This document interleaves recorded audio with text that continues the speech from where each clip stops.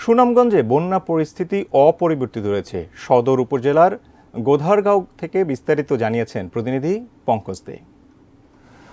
আমি যেখানে দাঁড়িয়ে আছি সেটি হচ্ছে সুনামগঞ্জ শহরের পূর্বাঞ্চলের ধারারগাঁও গোধারগাঁও সড়ক।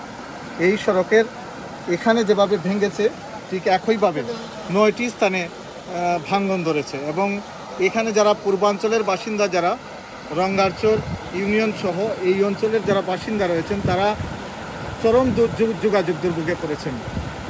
সুরমা নদীর পানি সকালে বিপদসীমার 6 সেন্টিমিটার উপর দিয়ে প্রবাহিত হচ্ছিল এবং এই বিপদসীমার উপর দিয়ে পানি প্রবাহিত হওয়ার কারণেই নিম্নাঞ্চলে পানি ঢুকছে।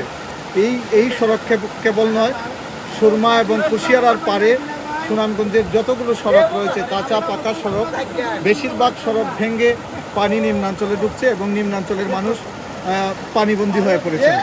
পানি উন্নয়ন বোর্ডের নির্বাহী প্রকৌশলী আজকে সকালে যেটি জানিয়েছেন যে বন্যা পরিস্থিতি অপরিবর্তিত রয়েছে এবং আজকে এবং আগামী 2 দিন ভারী বৃষ্টিপাত হতে পারে এবং ভারী বৃষ্টিপাত হলে নিম্নাঞ্চলে বন্যা পরিস্থিতির অবনতি হতে পারে।